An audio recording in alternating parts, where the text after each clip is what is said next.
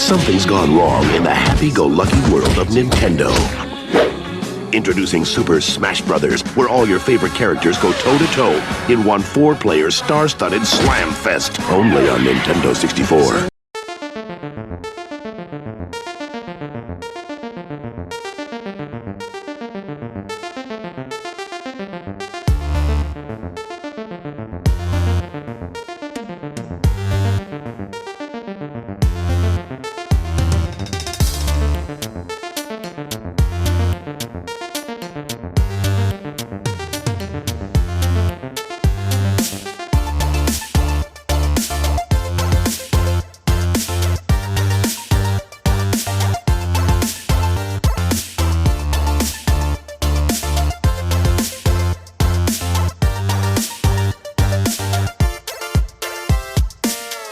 Hello, everyone, and welcome back to the Furidashi podcast. I am Nicholas. I am here with Lauren. Lauren, say hello to everyone.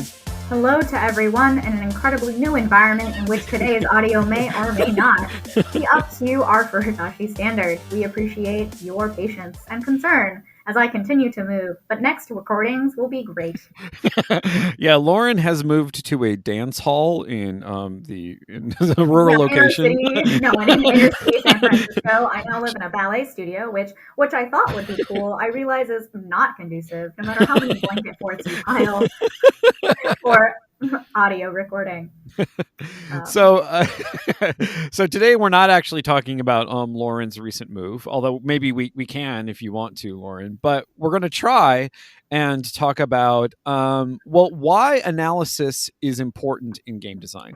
And so in many ways, the whole Furidashi experience project, whatever you want to call it, is sort of predicated on this idea that you should play a wide variety of games that do different kinds of things. You should play both AAA games and you should play indie games. You should play student games. You should play games from game jams. You should make games and play them yourself. The whole reason for this is because you need to sort of broaden your kind of analytical muscles, those critical tools that you should have when it comes to sort of looking at a game, seeing if it does something that you like and want to try and reproduce, or trying to understand what maybe it doesn't do that you want it to do, and using those analytical tools as a way of sort of solving that problem and just generally having a better understanding of games under your belt.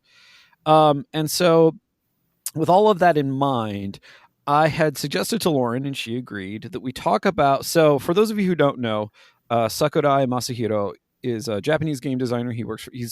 I think he's always worked for Nintendo, but don't quote me on that.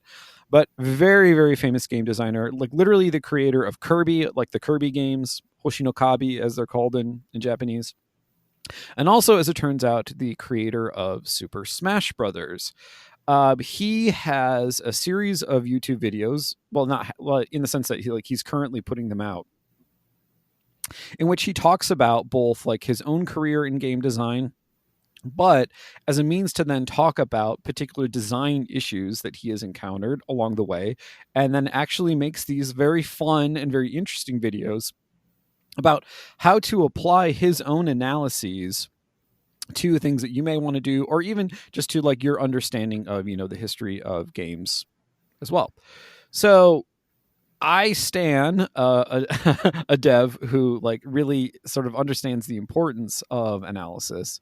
And so I wanted to talk about specifically his most recent, at the time of recording, his most recent video, which is on Super Smash Bros., because he brings up something really interesting about combat, and about specifically combat as it functions in fighting games. And since we've been on this kick of talking about combat and narrative in sort of interrelated ways, I want to kind of step away from the framing everything in terms of narrative thing that we've been doing, and just look at sort of combat mechanics, but then also sort of think about them more broadly in the way that Sakurai has done. So Lauren, should we go ahead and do that? Yeah, we should. And for everyone curious, you can get our new Furidashi merchandise, starting with the Simps for Sakurai design, on a t-shirt and tote bag near you. I do want to say that I agreed to this because our last talks were about how combat systems can become narrative. And what we tend to do here on this course is we look at a thing from a unique angle, and then we kind of go back to its roots and go how did we get there in the first place? And I love fighting games, and I really dislike Super Smash, which is actually really interesting. Now, as a game designer, I love it. I absolutely loved watching this video because I was like, yeah, this is exactly why Super Smash is really successful. And it does actually do it for fighting games, and that's why it's really fun to pick up. Unfortunately, it's always easy for me to put down for a lot of the reasons we'll get into today. But my friend group primarily only plays Super Smash Brothers. Like that is how we got through COVID is Super Smash parties with people that were in a designated COVID bubble. And because I am best friends with like five out of the six. Wow, I'm best friends with everybody but like two people. I'm sorry, you two people. Um, Oh yeah, man, it's terrible. I I'm feel best bad friends for with them. basically this whole group. That was our Yeah, COVID bubble. Our yeah, COVID bubble was determined by who plays Super Smash Brothers, and I think that's pretty interesting. There are other games as well, but that's why. So I was like, this is a game that really, I mean, quite literally brings people together during the apocalypse. yeah. So this is a game that is super near and dear to my heart, even if I really just watch people play. See, I'm actually, well, I don't know if I'm the opposite because I both love fighting games and I love Super Smash Brothers. I spent, going back to sort of the question of like bringing people together. I can still to this day visualize the room at my friend's house in which we would play Street Fighter 2 on his Super Nintendo because he was the only one of the three of us who owned a Super Nintendo, and like the hours and hours and hours that we would spend there, and the fact that he was kind of a jerk and he would always like hog and he would never share. So it was really sort of like he would always be playing, and then my other friend and I would essentially have to switch off as his opponent, which is kind of a jerky thing to do. But anyway, the point is that like that experience, that sort of collective experience, is really important. And one of the really interesting things about what Sakurai says, and we'll link to this video in the show notes so that way you can go watch it yourself, is that he actually perceived, I think correctly, a fundamental accessibility problem with a lot of fighting games. Yeah. And yeah, and the thing that he points to is the fact that, well, one, if you think about your stereotype, I mean, you can really do this with all sorts of games. You can do this with like any of the Capcom games. You can do, Soul Calibur, your X-Men versus Capcom, your SNK games, like your Virtua Fighter. Like, what does your character selection screen look like? It looks like this giant grid of faces. And then you look at that and go, what am I supposed to do? Like if you had never played a fighting game before and you load up the game and here you have this giant grid of faces, it's like, okay, what am I supposed to do with that? Right. And so, And then yeah, what I like though about fighting games, right, is then it like creates this level of bar for me. That role of roster, that faces, yeah, actually creates an engagement point for my brain because I go, who are these people? I must know. And so a lot of times when I was a very big fan of the Soul Calibur series and Soul Calibur 4, I played through the main like quest storyline as every single character yeah, because I was like, I must know who they are, I must know their moves, I must master these people. Like, and that for me, right, is, well, a lot of people go, oh my gosh, like I don't know who these people are, like I don't know why I should feel connected to them immediately, right? They're not recognizable faces. For me, I actually really like that they're not recognizable and that I don't know who they are, and then by yeah, playing them right through the combat mechanics, I get to learn their story, their fighting mechanics, their fighting style, and then if I so choose, I get to play them for like forever, and I get to hog the controller. Or I find Street Fighter on like the side of a GameStop in a mall, and then I get to beat someone's butt, and they're like a 12-year-old kid, and I'm a 24-year-old man, and I'm like sorry, but not actually sorry. That's back when you could play games for free in GameStop because they were yeah. trying to sell you games because people didn't play games. Wait, they sell Um, games at GameStop? I don't yeah, know. yeah, yeah. You don't just trade games and get like memory cards with like Oh, 999 hours on Final Fantasy. But no, the point of I'm trying to make here though is that what is accessible, right, and to everyone really with Super Smash Brothers is like you yeah, know who these people are, or even if you don't, like someone probably does in your group if you're playing. yeah, Is in another way, right? Appeals to like that that part of the brain that's like I know who this is, I can quickly pick it up versus my brain which was just a little more like, oh, I want to put 50 hours into this. Like I tend to just if some like I tend to be that kind of person, right? so And actually, so if yeah, you yeah, were, yeah, so there's these two types of what you could consider accessibility, but we also had a podcast on accessibility as well. And if you go back, like 9 times out of 10, we actually also did talk about Super Smash for this reason. yeah. I mean, and the thing is like, The accessibility question is a difficult one because you can look at it from a bunch of different perspectives. And I actually take Lauren's point to heart because a lot of the games that I personally like to play, especially like, grand strategy games and also, games like Total War, Warhammer, they are real, and Dota is incredibly inaccessible. Like, it has exactly the same problem. You load it up, you get this giant grid of like characters, and you just kind of go, okay, like what am Yeah, I no, supposed to do with exactly, right? But the nature of the gameplay actually makes that accessible for you because you actually know what to expect regardless Yeah, of the characters you yeah, choose. And for yeah, me, being a Street Fighter, Soul Calibur, Marvel vs. Capcom, right? Like I was an arcade fighter. I was like, yeah, this is great. When Super Smash, I think, came, it was a console fighting game. yeah, And I was like, wow, you're not Soul Calibur. So back to Sakurai's episode, he talked about that, right? Is that for yeah, yeah, people like me, initially in Japan playing this title, we're like, there's a lot of preconceived notions that we have about this. It's 1v1, right? What is yeah. this 1v3? Like, because that's not exactly, there's a lot of dynamism there. Yeah. So, Nicholas, I don't want to interrupt your point here because I think you were getting at the characters and the dynamism of that. So, hopefully, that's a nice break by. Yeah, no, it kind of goes alongside with the point that I was going to make, which is essentially that, so like, okay, a game that literally I played this morning, Total War Warhammer 3. Like, you have all these various factions, you have all of these legendary lords who lead these factions, but the thing is, in many ways, the game, quote unquote, is kind of a framework for the respective campaigns. And so Lauren, the point that Lauren made about how, like, you really get sort of like involved in like learning a particular character, learning their skill set, learning their moves, like, that is actually a perfectly valid way of looking at how you approach like characters created for games of this kind, where the whole idea is that, like, in many ways, learning the character or learning the faction is itself like a game all in and of itself within the framework of what is called the game, which is, the Soul Calibur or the Total War or whatever it happens to be. And so, but what Sakurai is trying to do is say that, okay, like he doesn't deny that that's valuable. In fact, he loves fighting games. In fact, he goes out of his way to show how much he loves fighting games in this video. But his point is that, like, okay, but there is this thing that fighting games could do that they don't.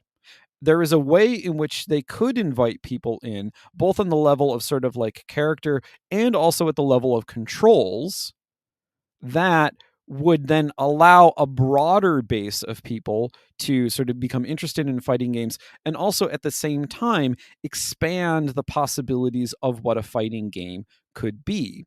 And he achieves that precisely through this sort of like analytical mode that he gets into. And Lauren, do you have anything else to say about sort of like the character thing? Because I kind of want to get into like controls. So No, I think you explained the point really well, and I think we can go ahead and move on to controls because this is what I get really excited about when I think of Super Smash. First, I think we should begin from the problem that Sakurai identifies, which is that at that particular time when Super Smash Bros. Was being developed, so this is in the late 90s, fighting games in general were tending towards even more elaborate control inputs. Like, not just how difficult it is to, say, like, do a Dragon Punch in Street Fighter 2, but, you were getting to the point in games with, especially games like, Samurai Showdown, where like a single move or a single move combo might have like a dozen control inputs, all discrete control inputs. And so then the game becomes less about whether or not you're sort of like responding, like, the typical gameplay feedback loop where you do something happens, you respond, et cetera, et cetera, et cetera. It becomes about like, can I memorize an elaborate control scheme and time it perfectly, rather than it being about sort of like the dynamic interplay of ordinary gameplay, in the way, especially in a multiplayer setting, where it's like you see your opponent do something and then you react and then they react to what you do, where it's much more dynamic. Whereas instead, combat then, according to that system, tends towards, although it doesn't necessitate it, but it does tend toward a scenario in which you basically have two players independently trying to pull off like elaborate schemes and hoping they like work properly. Yeah, and I think for me, like the biggest thing with Super Smash Brothers that actually I really dislike, right, is the fact that the control schemes are well. Okay, let me rephrase this because I want everyone to recognize that there are two sides of every game developer, right? There's the personal game developer who's like the player, what they prefer as a player, right? Yeah. Then there's like the game developer that's the game designer. Like, wow, I love this game as a game designer because this did everything that the fighting genre needed, right? I love Super Smash Brothers because this made it completely accessible to so many people that would never learn how to play it. It's a party game because it's so easy to pick up, right, from the control scheme. But that simple control scheme, right, that was derivative from the fighting games with the flick, the like ability to kind of build up your joystick movement, right, came from arcade style fighting games. So what's interesting is that then here's the second part, personal preference, is that in fighting games, each type of movement has a very specific output. So if I input, right, flick up versus flick down, I can then map those to memorized combos and create a string, right? There's something very powerful for me about that because all I have to do is kind of rely on rote memorization. Yeah. Now, while I'm really bad at like short-term memory, like where are my keys? Where's my phone? Right? I forgot to take out the trash again. Like that's me. You give me a combo, right? Probably from fighting games, like memorizing patterns, combinations, series of numbers, like my known travel number for TSA, right? Like those things I can memorize probably because of fighting games. But memorizing that in Super Smash Brothers isn't going to help me play. And I think this is the type of and now you're going to see where my kick is on as a game designer right now is this type of brain thinking and brain space for people is something that Super Smash Brothers leveled it down so finitely in the simplistic control scheme that because, right, when we talk about simple controls with high depth, it allowed for tons of strategy. Yes. Right? And so Sakurai talks about this around minute 5 or minute 6. And I'm calling this out because if you just watch any part of the video, right, there are a lot of innovative things that Super Smash Brothers did. This right here, for me, really nails it as creating something that every fighting game like lover knows, but then something that every just player that knows how to like pick up a control stick and start moving it and start smashing buttons allows them to then create a ton of depth and strategy to the game. Like that's why Super Smash Brothers has some of the most competitive esports leagues here just in general. Yeah. Because like it is like phenomenally skill based. It is such a skill based game. And because of that, I can't play it because I don't like practicing. So I won't. So it is a party game for me. It's a fun one. But there you have it, folks. Lauren hates practice. How am I in games? I don't. Well, there's an interesting point there too, which is that the thing is what makes the game have such depth when it comes to sort of strategy and tactics is also the thing strangely that made it accessible in the first place. And a lot of that comes down to sort of like the legibility. Because the thing is, in the game, when Super Smash Brothers first came out, like they completely reconceptualized essentially how the health bar works. So instead of having just this bar at the top of the screen that goes down in accordance with the relative damage of whatever particular moves you happen to pull off, damage has this sort of weird cumulative effect where at any given time you could defeat your opponent. But initially, like the effect that the damage has on your opponent isn't going to be enough to completely knock them off screen without them essentially, fucking up really badly.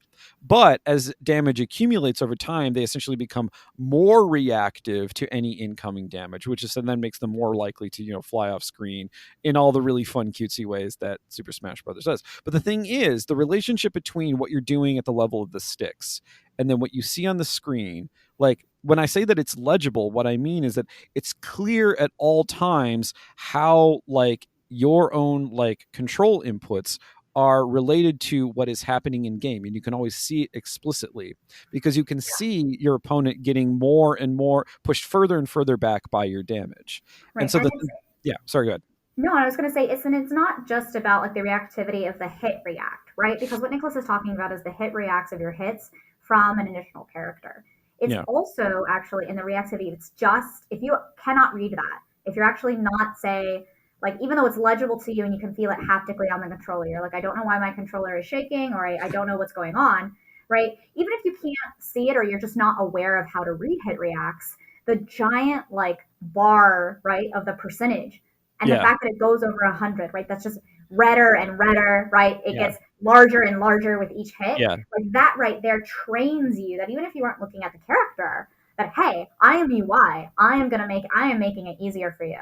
And then that in of itself right there is someone can be in a one-on-one with someone else. There's another one going on, and they go that one of them is really low. Those two people can be like, hold on, temporary truce. We just saw 150% flash over here. Yeah. Let's go get them off screen. Yeah. And now you've got, right, like group dynamics and group play. So it's not just like strategy in terms of like how many like combos can I land this. It's strategy not just 1v1. It's strategy like 2v1, 1v2, like 3v1. Oh, emergent, right, strategy. And I think that's where it gets to, right, that level of just absolute like fidelity, right, of what a fighting experience or a brawler, right, would be. Like it created the brawl. It didn't create the brawling genre, but like I mean, yeah, but it's there, right? It feels like a brawl, right, like a pub brawl. Well, and also I think it improves the experience for the lesser experienced player, even if they are just getting like the crap beaten out of them. Because as you see, the number getting larger, as you see like your character being knocked back further and further, like that increases the tension. You're like, oh my God, I got to do something. And then, then you get knocked off screen and you're like, ah, crap. So the thing is like, even the experience of losing is better in that scenario. Then, and one of the things that Sakurai points out is that like in traditional fighting games, a really, really experienced player can essentially like stun lock you and you don't do anything. And then at the end, you're just like, so the experience of losing feels really crappy. You don't want to go back and keep playing because you're just like, I couldn't do anything. Whereas even in a scenario in Super Smash Brothers where you're getting the crap beaten out of you, you still feel like something's happening. You still feel like you're involved. And then when you lose, you're like, I want to do that again. And that impulse is important. No, the impulse is super important. And then here's where we get to the Super Smash that I say is the dark side of Super Smash, because there is, especially if you're in the Bay Area, you may not actually be familiar, like intimately familiar with like the Super Smash, like league, the tournaments that happen, and quite frankly, like how there is like a blanket or almost like a wall between the two Smash communities, right? There's a casual Smash community, and a lot of the time for this episode and the way that Sakurai obviously like probably meant it originally, right, is this is a fun game that people can play around their couch with their friends or like coworkers, right?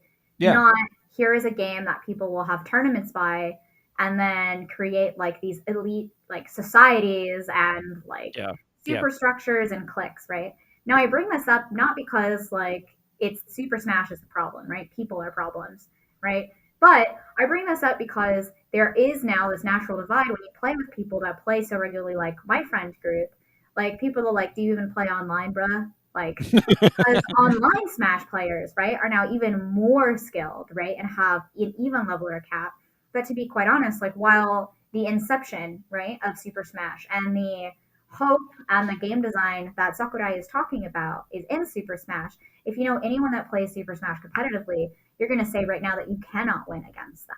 Right? Like you don't have a fighting chance. And I think that is spoken to the nature of his design philosophy, is like this is so inexplicably, right, intuitive, at least to like pick up, that if you're with average like skill level of players, you can all play, and the intent is that a lower level player like myself could eventually, right, hit you down enough times, and that's true. The issue is that I don't know all of the strategy or even the master of the control scheme enough to create and open up all of the ways in which I could react to you. And so that's kind of the wall, is that as you play the game more, you actually do get better, you create more and more strategies, and you do realize what becomes a dominant strategy, right? Or becomes something. And I think this level of competitive play, now that we see Super Smash, 20 years later, not even quite 20. It's like I think 50. Most people nowadays play Melee competitively, so I think it's Melee competitively. Yeah. So it's like Super Smash Brothers Melee. There we go. But 20 years is accurate. It's about 20 years, right? Yeah. Ish. It could be less. It could be less than that. I don't know. I'm math. I just don't want to do the math in my head right now. But basically, like 20 years ago, is that it still enables you to I guess what I'm trying to say is that it's still a very intuitive philosophy. It's an intuitive game design, even if it has become more competitive. But with the introduction of new, right, cross-licensed characters like Joker, right, the people from Fire Emblem, Marth, there we go, that's what I was trying to figure out. Marth, I played him a lot. They all recognizably have competitive advantages and disadvantages. And then now, right, it has kind of become a fighting game in of its own right. So despite the fact that anybody could lose and anybody could win, and you might stand up fighting chance and scare quotes, there is still that skill level to it, that once you do get to the higher skill levels, like you can't feasibly, right? Like an amateur like myself couldn't enter a tournament and win, right, over a master. Yeah. Well, and this is a really important point that I think. So if you are the type of designer, or if you're the type of person who's sort of interested in thinking about like how games can sort of push boundaries and push things in particular directions, there is kind of a cautionary tale to be told here. Because the thing is, for as much as Sakurai really, really tried super hard to try and like fundamentally change like the underlying, I guess you could say, like conventions of fighting games, in many ways, like the fighting game conventions like fought back. They sort of reimposed themselves back on a game that seemed to explicitly antagonize them. And a lot of that has to do with something that we here at the podcast constantly point out, which is that you can't really think of the game as its software. You have to think of the game as the interface between players and software. And this is a perfect example of that, because in many ways, the player base and sort of its hardcore fans and its top level players like drew Smash back into sort of like the broader fighting game context, and actually made it in many ways, as Lauren said, like the very games that it was trying to move away from. Yeah, and that's why whenever a game or a studio is saying that we're going to make something that's innovated or changes conventions, right? Or take something in a new direction, like we're the next step of an RPG, we're going to be the next new level of an MMO, like et cetera, et cetera. Like I'm already kind of getting a little bit sour saying it, but that's why innovation isn't really a value. Because to be innovative means that you know that there is a foundation that you need to change from. And at the time, right, Sakurai in the 90s wasn't like, we are being innovating fighting, right? He was like, we're just making a different type of fighting game that's going to hopefully be more accessible. There's 4 players. And like he says in the video, to like my jargon and love, is that it's like, they couldn't tell us no because they needed to ship something, right? So it was like, YOLO, hope this works out. Make us some money, please, so that we can keep running as a studio. And as every good game design is, right? And so I think there is something to be said for the fact that like you can't just innovate. You can't just say we're going to do something different for difference sake. You have to recognize that there is a convention that you're living within, and that the players, right, even if they don't mean to, right, they themselves will impose the way they interact with you on your game, right? And so that's why, once again, right, a game is not a piece of software. It is not the plastic, right? It is not a CD-ROM or a disc or a cartridge. Ooh, all these fancy words. Where do they come from? It's not a digital versatile disc. It is an interaction. A game is the interaction that happens between you and whatever, right, the game consists of, right? And I think that's super important. And in Super Smash, like that's actually probably like that is more true than anything. And okay, so as a this is going to be a short episode if we end with that. No, I don't think we want to end with that, because I don't want to end with that. One last thing that Sakurai says, especially when it came to the marketing period, is that he noted that like all the devs who worked on it and played it really, really, really loved like Super Smash Brothers in its first iteration. But he also notes that when it came to sort of marketing and wholesaling, they hated it. And he personally had to spend a lot of time essentially encouraging them to play and also trying to like understand play in a different way. And so I think that aspect of game design is, I don't want to say overlooked, but it's almost kind of it is. Like a second tier, where it's just like, okay, we're releasing our game, but now we're going to like hand it off to like popular streamers or whatever. But that idea that like maybe part of game design is sort of like shepherding your players, I think that's a really, really amazing insight. And I think it's actually one that a lot of people could take to heart, because especially in like, I don't know, I don't want to... Okay, before you go on, I do want everyone to recognize that Sakurai does not actually say that a fundamental part of game design is shepherding your players or selling them. He just Yeah. kind of alludes to that fact, and I would like Yeah. everyone to credit Nicholas for having said that in such a succinct way, because That's true. He only alludes to it. Yeah. he only alludes to it, and that is a really fundamental part of game design. So, Nicholas, please continue. So it creates. So, I mean, I get really frustrated, especially when I see in like an online discourse where like both devs abreacting to sort of like the snottiness of player bases, and also player bases being really kind of snotty about like, oh well, if you just did this game would be better. Like, because not the two often aren't like actually thinking about the perspective of the other. I mean, it tends to be more true on the side of the players who really don't actually understand how production works. But the thing is, it was really touching for me to see a game dev go like, hey, we met this like stiff resistance to the production of this game, and not say they didn't know what they were talking about. Oh, they just didn't really understand our game. But to say like, hey, actually, maybe it's incumbent upon me to try and figure out like how to communicate what is important about this game to them, and how to communicate to them the things that we're trying to do will change things, or like is a different approach. In other words, there is a kind of, I mean, I don't want to be overly jargony here, but there's a duty of care, like there's a sense of responsibility to one's player base that I personally find very refreshing. And it's the kind of thing that maybe if players were a little less snotty about like, oh well, Call of Duty 7000 doesn't have it aim down sights, like just hold off for a second, maybe try to understand where devs are coming from first, and then maybe they'll try to understand where you are coming from. That is a lovely message. I am going to though continue, however, this argument. No, I am going to bat that aside. I'm going to pass that aside. No, honestly, that's super. Actually, that's super lovely. That should be a tweet. So hopefully you see that on Twitter, everybody. Right. For me, as a game designer, you do not know how many times you have to sell your ideas, not only to the people that are, say, your upper management, Yep. or to even marketing teams. So Sakurai's position, right, is this is the game designer, this is the game that they're making. They have already made it. The developer and the publisher, right, Nintendo, are like, we're publishing this. Now just take it to marketing and figure out how we do it, right? And marketing is like, we're not doing this. Now, that's not exactly what they're saying because they have to, right? But marketing is incredibly reluctant because they do not understand and they haven't played it. He says that, right, in the video. So he's like, I needed to create a Super Smash Dojo so that I could teach them why this is fun. So I could teach them why we built it this way. And I could explain my decisions to them. And then by doing this pitch, they can go, now play it. Or also, right now, don't. Maybe they've run out of time. This happens on a very frequent basis at every single game development company. And I want you to know at every single level, whether it's someone at Sakurai's level pitching to 2K, right? Or Microsoft, okay? And they're pitching this really grand game idea. Honestly, Sakurai could have had to do this for his team.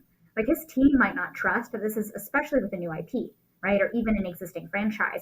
The team who has been working on, say, the previous titles, right? Or have just gotten a new job and are hired onto the studio could very much have a lot of hesitancy for, you're telling me you're going to innovate the fighting genre? Like, okay, Super Smash Brothers released 20 years ago. What are you really going to do for fighting, right? What else can we do? Right? Yeah. And thus, someone had to go, okay, well, it's not just a melee fighting like Super Smash. It's going to be a brawler that's in a battle royale setting. And thus, we have Rumbleverse, right? You had to sell not only marketing and publishing, maybe even like your coworkers, like at your level, right? Your other co-founders. You had to sell your team on the idea because the team has to get invested. The team has to want to play it. Because at a certain point, you are not only shepherding the players of your experience, you're actually shepherding, especially now in larger teams, the developers of your experience. You're shepherding them into your vision and to show them, right? And so a lot of this sometimes gets lumped in vision work or direction work. But at the end of the day, a lot of it is just sales. Like, do you want to buy this t-shirt? This t-shirt is 100% cotton and will never shrink in the dryer. Don't ask us how. It's just amazing, right? It will always be there for you and it's super comfortable. But Lauren, I don't believe it. Well, why don't you just go ahead and feel it for yourself, right? There we go. And then someone feels it and is like, wow, this is incredibly comfortable. See, I just took this out of the dryer. Ding. This is like, what is this, a ShamWow commercial? Oh, wow, you were right. It really didn't shrink in the wash. That's amazing. Yeah, for only $99.99, you too can have a 100% cotton shirt that doesn't shrink in the dress. Well, that's what I'm saying. Like that Yeah. literally, like I know that sounds really silly, but like this is a skill you have to have, right? As a game designer, whether it's a game designer of levels, okay, or an artist, right, of weapon mods, and you're just making something that's like, this looks like it could be a scope, right? Yeah. I mean, I'm not kidding, right? You're going to Yeah. be doing this all the time. So Nicholas's point to saying that like this is something that is a disservice, when we see it in the online discourse, it really just happens when someone takes advantage of the fact that everyone is doing it at every level from every discipline and goes, right? How could they not see that this obviously isn't correct? And suddenly we're like, whoa, do you know how many pitch decks I had to deliver to get that greenlit? Do you even know where that started, right? So I think like I love seeing Sakura's slides here as well because they're all in black and white. It looks like they were printed out. I mean, it's like great. Because they probably actually were like they were printed out. Yeah. And then they were faxed, right? Because this is Japan. Sorry. Yeah. Anyway, so I just kind of want to give insight into the discourse, but also into Sakurai's point here that he's like, and then I taught the marketers that this was fun. And then they probably played it. And then they all had fun. And we're like, well, all right, you sold us. Now we got to sell the game, right? And then they had the trailers and had the events and everything. Well, speaking of sales, I would like to remind everyone that we have a Patreon. It's $5 a month. You get 2 bonus episodes every single month that is not available to on the free feed. You also at upper tiers you get access to Lauryn and myself, and shortly you'll even be getting access to draft chapters from our book project. So if that sounds interesting to you, head on over to patreon.com/Furidashi for that and more.